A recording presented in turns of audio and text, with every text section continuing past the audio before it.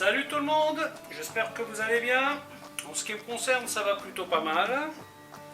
Alors comme d'habitude, on n'oublie pas de mettre les petits pouces, de s'abonner, de partager.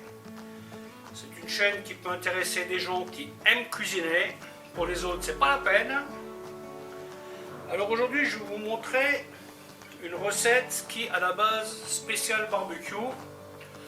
Comment mariner des pilons de poulet.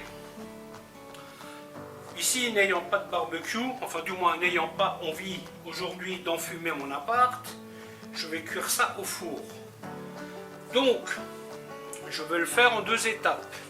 Tout d'abord, je vais mariner mon poulet avec pas mal de choses. Donc vous avez du curry, du paprika, du poivre, des herbes de Provence, de l'ail, un peu de cumin, sauce soja, miel, une goutte d'huile d'olive, bien sûr sel, poivre.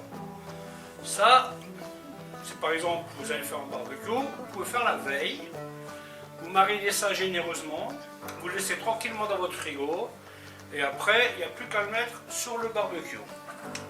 Par contre, si vous faites ce genre de sauce marinade avec du miel, il va falloir que votre feu ne soit pas trop fort, parce que votre miel va très vite caraméliser.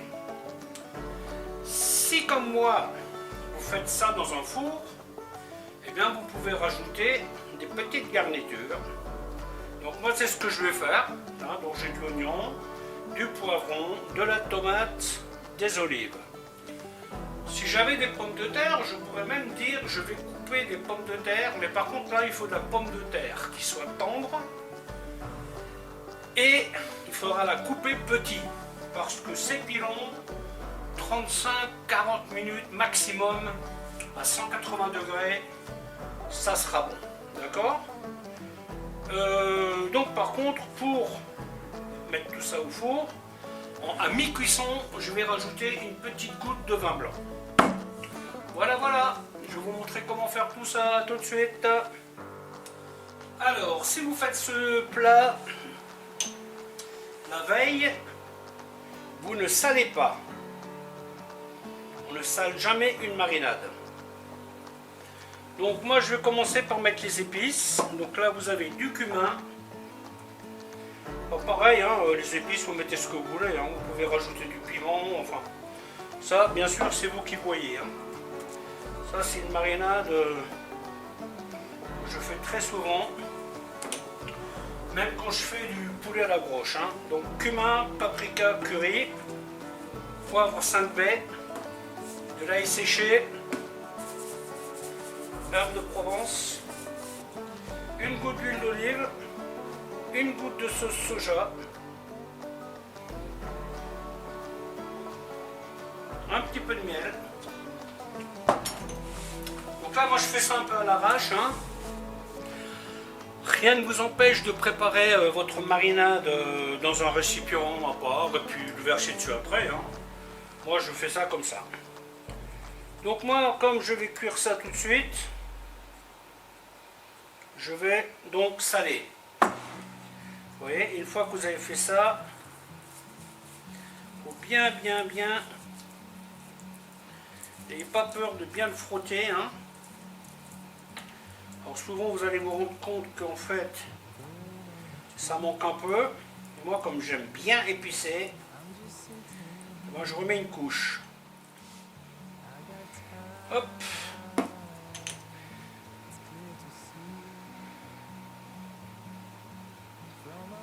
Voilà. Tac. Tac. Ensuite, je prends mon plat de cuisson. Je mets une petite goutte d'huile d'olive au fond. Vous voyez que je vais badigeonner un peu comme ça. Hop. Alors l'idéal c'est quand même de prendre un plat qui soit assez grand. Parce que sinon, si c'est tout superposé, c'est pas génial. Voilà, comme ça. Hop. Donc ça, n'hésitez pas à bien frotter. Comme ça. À bien badigeonner. Tac. Bon, ça c'est des recettes vite faites, hein.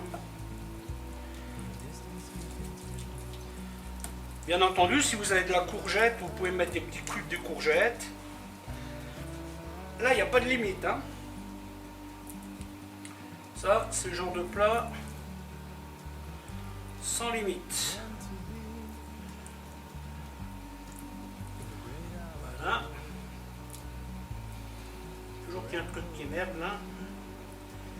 Voilà, j'aurais bien fait une petite rosace, mais ça ne marche pas. Voilà, bien sûr, la marinade qui vous reste, ben vous allez la mettre par-dessus, hein. Ensuite, vous y mettez votre garniture. Donc là, nous avons les olives, du poivron qui sort du congèle que je suis en train d'essayer de liquider, hein. Toujours du poivron congelé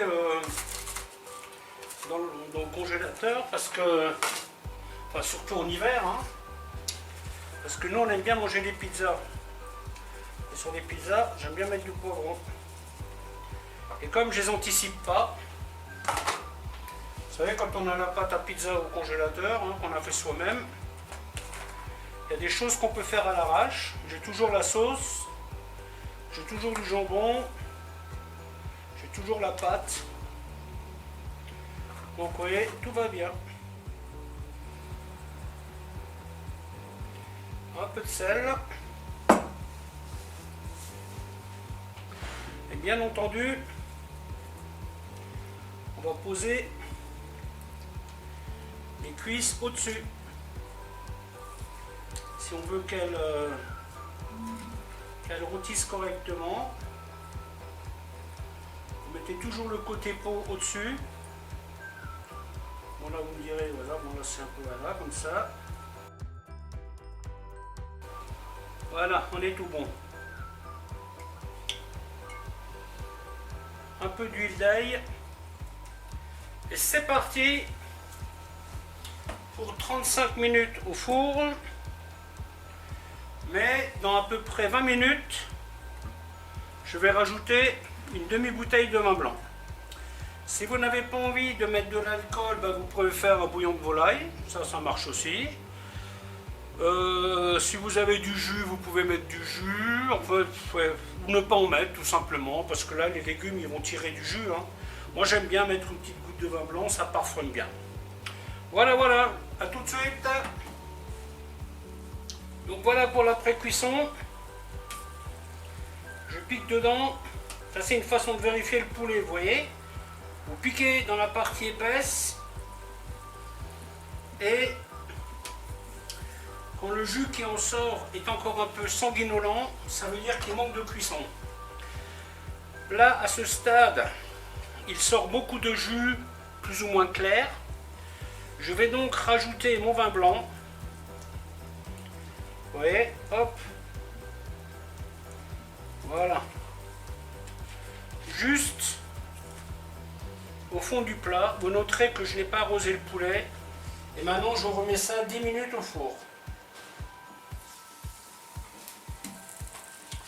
Et voilà, le résultat final. Il n'y a plus qu'à manger. Salut tout le monde, bye bye.